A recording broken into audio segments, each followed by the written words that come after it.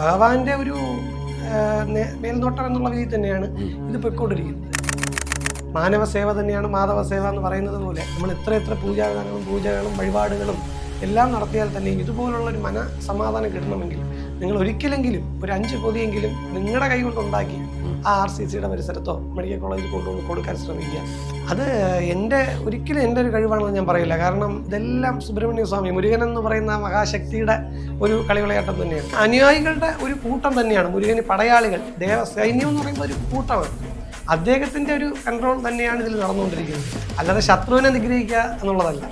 അപ്പോൾ നമ്മൾ കുറച്ച് പൂജ ചെയ്തു, കുറച്ച് വഴിപാട് ചെയ്തു എന്ന് പറയുന്നതിലുള്ള കാര്യത്തിനേക്കാളും ഈ അമ്പലത്തിൽ അവർ നിരന്തരം ഒരു 5 ദിവസം ഒരു വഴിപാട് ചെയ്യും, അല്ലെങ്കിൽ ഒരു രുദ്രാഭിഷേകം ചെയ്യും, അല്ലെങ്കിൽ മൃത്യുഞ്ജയ അർച്ചന ചെയ്യുമെന്ന് പറയുമ്പോൾ 5 ദിവസം ഇയാൾ തുടർച്ചയായിട്ട് ആ ക്ഷേത്രത്തിൽ പോകുന്ന സമയത്ത് ഇയാളുടെ മനസ്സിനെ ഏകാഗ്രമാക്കി അയാൾ പ്രാർത്ഥിക്കും. ആ പ്രാർത്ഥനയ്ക്കാണ് ബലം. ഭക്തിയെ ലഹരിയാക്കി മാറ്റിയാൽ നമുക്ക് പിന്നെ വേറെ പ്രശ്നമില്ലല്ലോ. നമസ്കാരം, അമേസിംഗ് റേയിലേക്ക് എല്ലാ പ്രേക്ഷകർക്കും സ്വാഗതം. ഇന്ന് ഒരു വളരെ പ്രത്യേകതയുള്ള ഒരു വീഡിയോ ചെയ്യണമെന്നുള്ള ആഗ്രഹം. അതിന് കാരണം നമ്മൾ തിരുവനന്തപുരത്ത് RCC പലരും പോയിട്ടുണ്ട്. അവിടുത്തെ നമ്മളെ വേദനിപ്പിക്കുന്ന കുറേ കാര്യങ്ങളാണ് അവിടെ ഉള്ളത്. ഇപ്പം കുഞ്ഞുങ്ങൾ പോലും ഈ ക്യാൻസർ രോഗികളാകുക, അവരൊന്നും അറിഞ്ഞ കാര്യങ്ങളൊന്നുമല്ല. അപ്പോൾ അവരിലേക്കൊരു സാന്ത്വന സ്പർശവുമായി സുബ്രഹ്മണ്യ സേവാ സമിതി. അപ്പോൾ അത് എന്തുകൊണ്ട് അവരങ്ങനെ ഒരു സർവീസ് ചെയ്യുന്നു, അത് നമുക്ക് ചോദിച്ചറിയാം. ഇന്ന് ബാലുജിയാണ്. നമസ്കാരം. നമ്മൾ തമ്മിൽ ഒരുപാട് വീഡിയോകൾ ചെയ്തിട്ടുണ്ടെങ്കിലും അങ്ങനെ ഈ ഒരു സർവീസ് ആക്ടിവിറ്റീസിനെ കുറിച്ച് നമ്മൾ ഇതുവരെയ്ക്കും സംസാരിക്കാൻ അവസരം ഉണ്ടായിട്ട് പോലും നമ്മൾ മറ്റു കാര്യങ്ങളിലേക്ക് പോയി. അപ്പോൾ എനിക്കിതൊരു ഭയങ്കര ഒരു ചാരിതാർത്ഥ്യമൊക്കെ ഉണ്ട്. കാര്യം ഇപ്പം അങ്ങയുടെ മുമ്പേ ഇരിക്കുമ്പോൾ തന്നെ ഈ ഭക്തി എന്നുള്ള രീതിയിൽ നോക്കുമ്പോൾ വെറും പൂജയും വഴിപാടും അല്ല ഭക്തി ഇങ്ങനെയും കൊണ്ടുപോവാം എന്നുള്ളൊരു സന്ദേശമാണ് അങ്ങ് ഇത്രയും ആളുകളെ, ചെറുപ്പക്കാരാണ് കൂടുതലും. നമ്മളിപ്പം ഡ്രഗ് ക്യാമ്പയിനുകൾ നടക്കുന്നുണ്ട്. മറ്റ് ലഹരികളിലേക്ക് പോയി ജീവിതം വേറെ തലത്തിൽ പോയി വീട്ടുകാർക്കും നാട്ടുകാർക്കും വേണ്ടാത്ത ആളുകളായി ചെറുപ്പക്കാരെ മാറ്റുന്നു. അപ്പോൾ അങ്ങനെ നിൽക്കുന്ന ഒരു സാഹചര്യത്തിലാണ് അങ്ങ് ഈ ചെറുപ്പക്കാരെല്ലാം കൂട്ടിയിട്ട് ഇത്തരത്തിലൊരു വലിയൊരു പ്രവർത്തനം. അല്ലെങ്കിൽ ഭക്ഷണപ്പൊതി കൊടുക്കുക, ഒരാൾക്ക് ഒരു നേരത്തെ ആഹാരം കൊടുത്താൽ തന്നെ കോടി പുണ്യം. എങ്ങനെയാണ് അങ്ങക്ക് അങ്ങനെ ഒരു ആശയം തോന്നിയത്? സുബ്രഹ്മണ്യ സ്വാമി സേവാ സമിതി എന്ന് പറയുന്ന ഒരു സംഘടനയാണ്. അത് ഭഗവാന്റെ കാവടികളും അതുപോലുള്ള കാര്യങ്ങളിൽ തുടങ്ങി വെച്ചതാണ്.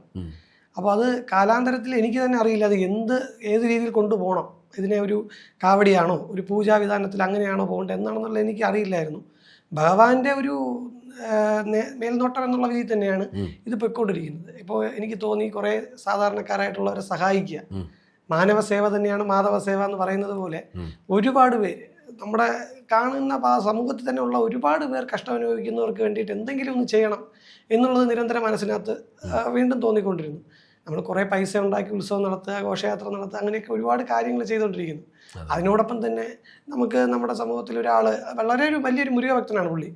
ആ പുള്ളിക്ക് കിണറ്റിൽ വീണ് പുള്ളിയുടെ ഒരു കാല് ഒടിഞ്ഞ് അത് വീണ്ടും അതിൽ നിന്ന് ഭയങ്കരമായിട്ട് പഴുപ്പും കാര്യങ്ങളായിട്ടൊക്കെ ഇരുന്നൊരു സമയം ഉണ്ടായിരുന്നു. അപ്പോൾ ആ ആൾ നമ്മളെ സമീപിക്കുകയും അതും ഇതുപോലെ ഒരു മുരുകക്ഷേത്രത്തിൽ വെച്ചിട്ട് പരിചയപ്പെടുകയും, മരങ്ങാലി സിദ്ധാശ്രമം അവിടുത്തെ ഒരു ഭക്തനായിരുന്നു പുള്ളിയുമായിട്ട് ബന്ധപ്പെട്ടാണ് അതുവഴി വന്നതാണ് ഞങ്ങൾ. പിന്നെ പുള്ളിയുടെ സഹായത്തിന് വേണ്ടി ഇറങ്ങിയപ്പോൾ തന്നെ ഭഗവാൻ സഹായിക്കുന്നത് പോലെ അനേകം സഹായങ്ങൾ നമുക്കിങ്ങനെ വന്നുകൊണ്ടിരിക്കുന്നു. അങ്ങനെ അദ്ദേഹത്തിൻ്റെ കാല് മുറിച്ച് മാറ്റി അത് പുതിയൊരു വൈപ്പ് കാല് നമ്മൾ വെച്ച് പുള്ളി ഇപ്പോൾ നല്ല രീതിയിൽ സന്തോഷമായിട്ട് നമ്മളോട് വരുന്നു.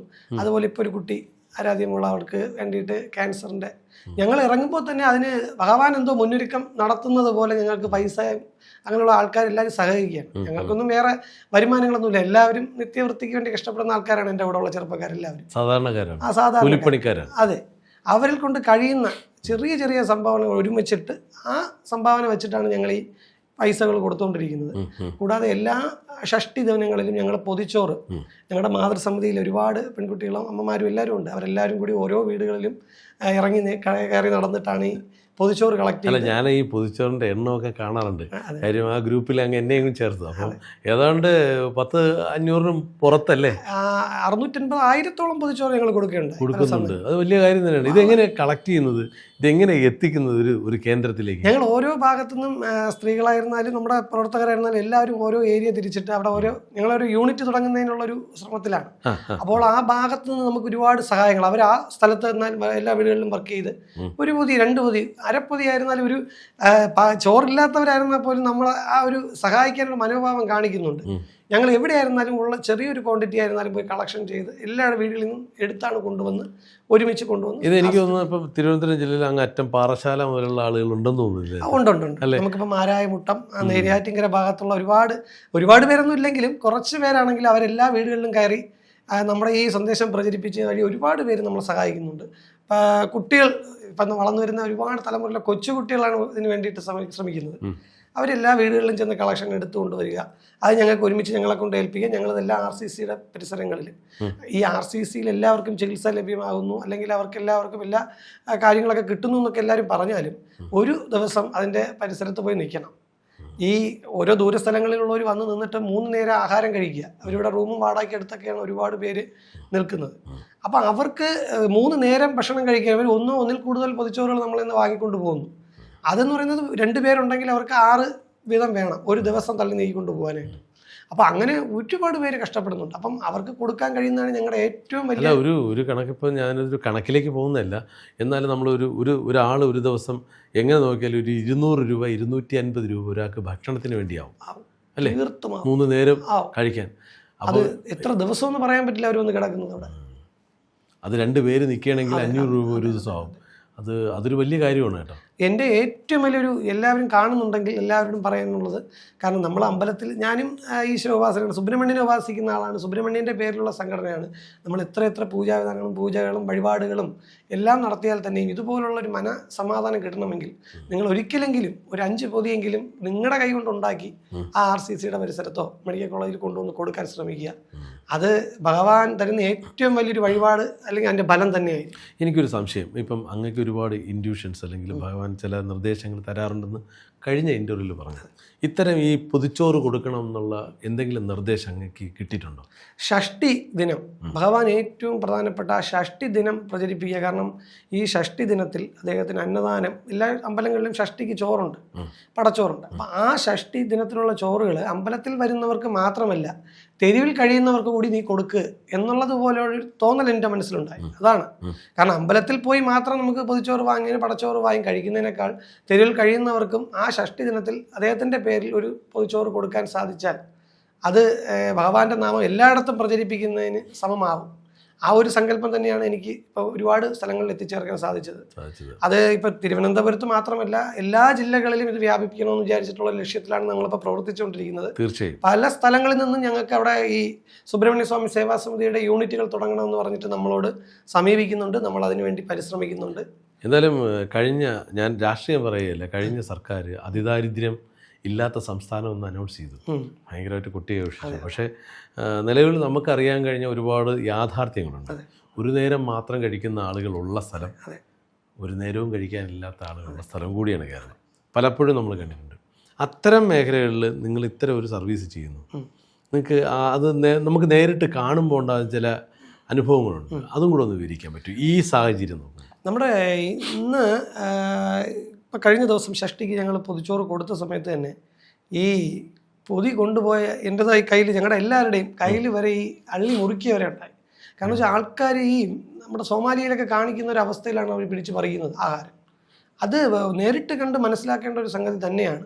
എത്രയോ മണിക്കൂറുകളോളം അവർ ക്യൂ എടുക്കാൻ തയ്യാറാണ്. എന്തായാലും ചോറ് കൊണ്ടുപോയിട്ട് അവർക്ക് വേറെ സമ്പാദിച്ച് വെക്കാനൊന്നും സാധിക്കില്ല. ഈ പൊതിച്ചോറ് കളക്ട് ചെയ്യാൻ വേണ്ടിയിട്ട് ഇവർ കാണിക്കുന്ന ഇത് കാണുന്നതാണ് നമുക്ക് പൊതിച്ചോറ് തീർന്നു പോകുമ്പോൾ ഉണ്ടാകുന്ന ആ പ്രയാസം. ഭയങ്കര പ്രയാസമാണ്. അത് നമുക്ക് നേരിട്ട് അനുഭവിച്ചാൽ മാത്രമേ അതിനെക്കുറിച്ച് പറയാൻ പൊതിച്ചോറ് ഒരാൾ വാങ്ങാതെ പോകുമ്പോൾ അവരുടെ വിഷമം നിങ്ങൾ കാണാറുണ്ട്. അവർ 2 എണ്ണത്തിന് വേണ്ടി, പലരും 3 എണ്ണത്തിന് വേണ്ടി യാചിക്കും. അപ്പം എല്ലാ അർഹതപ്പെട്ടവർക്ക് നമുക്ക് ചില സമയത്ത് അതിൽ കൊടുക്കാൻ സാധിക്കില്ല. ഈ പരിസരങ്ങളിലൊക്കെ ഒരുപാട് കച്ചവടക്കാരൊക്കെ ഉണ്ട്. അവരിത് വാങ്ങി അങ്ങനെയുള്ള പരിപാടിയുള്ള ആൾക്കാരുണ്ട്. അതുകൊണ്ട് വളരെ നോക്കി അവരുടെ RCCയിലെ കാർഡ് ഇതെല്ലാം നോക്കി വേണം നമുക്ക് കൊടുക്കാൻ. ഒരുപാട് പേര് കിട്ടാതെ പോകുന്നവർ, വിഷമിക്കുന്നവരുണ്ട്. നമുക്ക് അത് നമ്മുടെ അതിനുള്ള സാമ്പത്തിക അവസ്ഥ ഇല്ലാത്തത് കൊണ്ടാണ് നമുക്കിപ്പം അത്രയും നമുക്ക് ചെയ്യാൻ സാധിക്കുന്നു. സർക്കാർ പറയുമ്പോൾ ഒരു അതിദാരിദ്ര്യം മാറി എന്ന് പറയുന്ന ഒരു ദിവസം അവിടെ ഒന്ന് കാണണം. അപ്പോൾ അതിദാരിദ്ര്യം മാറിയെന്ന് മനസ്സിലാവും. തീർച്ചയായിട്ടും. ഇപ്പോൾ ഇത്തരം ചെറുപ്പക്കാരെ കൂടെ നിർത്താനായിട്ട് എന്ത് മാജിക്കാണ് അങ്ങ് പ്രയോഗിച്ചത്? ചെറുപ്പക്കാരുടെ അത് ഭക്തിയുടെ പേരിലാണ്, മുരുകൻ്റെ പേരിലാണ്. ആരും വിശ്വസിക്കില്ല. അന്ധവിശ്വാസം എന്ന് പറയുന്ന കാലത്താണ് ഈ ചെറുപ്പക്കാരെ നിങ്ങൾ അവരെ കവളിക്കൂടെ ശൂലം കുത്തിയും കാവടി ഉടുപ്പിച്ചും ചെരുപ്പിടാതെ നടത്തിച്ചും കിലോമീറ്ററോളം തിരിച്ചെന്ത് വരെ. അപ്പോൾ ഇത്രയും ആൾക്കാർ ഈ സർവീസ് കൂടെ അവരെ കൊണ്ട് ചെയ്യിക്കുകയാണ്. അതെങ്ങനെ പറ്റി? അത് ഒരിക്കലും എൻ്റെ ഒരു കഴിവാണെന്ന് ഞാൻ പറയില്ല. കാരണം ഇതെല്ലാം സുബ്രഹ്മണ്യ സ്വാമി, മുരുകൻ എന്ന് പറയുന്ന മഹാശക്തിയുടെ ഒരു കളിവിളയാട്ടം തന്നെയാണ്. കാരണം ഭഗവാൻ അങ്ങനെ ഒരു ദേവസൈന്യാധിപൻ എന്ന് പറയുന്ന ഒരു കൂട്ടം ആൾക്കാർ, ഭഗവാൻ ഒരിക്കലും ഒറ്റയ്ക്കല്ല. ആ വീരന്മാരെ പറ്റി പറഞ്ഞിട്ടുണ്ട്. നവവീരന്മാർ, അദ്ദേഹത്തിനോടൊപ്പം ഒരുപാട് ദ്വാരപാലകർ, അനുയായികളുടെ ഒരു കൂട്ടം തന്നെയാണ് മുരുകന്. പടയാളികൾ, ദേവസൈന്യം എന്ന് പറയുമ്പോൾ ഒരു കൂട്ടമാണ്. അദ്ദേഹത്തിൻ്റെ ഒരു കൺട്രോൾ തന്നെയാണ് ഇതിൽ നടന്നുകൊണ്ടിരിക്കുന്നത്. അതിൽ കാവടിയുടെ രൂപത്തിൽ, ഭക്തിയുടെ രൂപത്തിൽ അങ്ങനെ ആൾക്കാർ, അതിനേക്കാൾ ഉപരി കരുണൈക്കടലെ കണ്ടാ പോറ്റി എന്നാണ്. ഭഗവാൻ സേവനം ചെയ്യുന്നതിലും അതിനേക്കാൾ വലിയ ആളായിരുന്നു. അപ്പം അതുകൊണ്ട് എല്ലാ മേഖലകളിലും ഭഗവാന്റെ ഡയറക്ഷനിലൂടെ തന്നെയാണ്. നമ്മൾ 10 പേരെ വിളിച്ചാൽ അവർ 20 പേരായിട്ട് വരുന്നു. ഒരു ദിവസം വന്നവൻ എന്നെ ഇങ്ങോട്ടാണ് വിളിക്കുന്നത്. നമുക്ക് ചെയ്യേണ്ട, അടുത്ത പ്രാവശ്യം കുറച്ചുകൂടി വിപുലമായിട്ട് ചെയ്യണം, ഞങ്ങളെ അവിടെ നിന്ന് എല്ലാവരും കൊണ്ടുവരാം. ഇങ്ങനെ പറയുന്ന ചെറുപ്പക്കാരുടെ ഇടയിൽ ഒരുപാട് ലഹരിക്ക് അടിമപ്പെട്ട ഒരുപാട് ആൾക്കാർ നമ്മുടെ ഇന്ന് സമൂഹത്തിലുണ്ട്.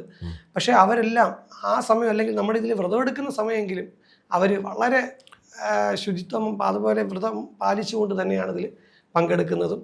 ആ വ്രതം സമയത്ത് ഈ പൊതിച്ചോറൊക്കെ ഉണ്ടാക്കുന്നവരെ അത്രയും വ്രതം എടുത്താണ് ആഹാരം തന്നെ തയ്യാറാക്കുന്നത്. അതെല്ലാം ഭഗവാന്റെയാണ്. അല്ല, ഉള്ളത് എന്താണോ തരുന്നത് നമ്മൾ സ്വീകരിക്കും. കാരണം ഹോസ്പിറ്റലിൽ കഴിയുന്നവർക്ക് അത് എന്ത് ആഹാരം കൊടുത്താലും അവർക്ക് തൃപ്തിയാണ്. വെജിറ്റേറിയൻ തന്നെ വേണമെന്നില്ല. ഇല്ല, എന്താഹാരം നമ്മളിപ്പോൾ നോൺ വെജ് വേണ്ട, വെജിറ്റേറിയൻ ഒന്നും പറയാറില്ല.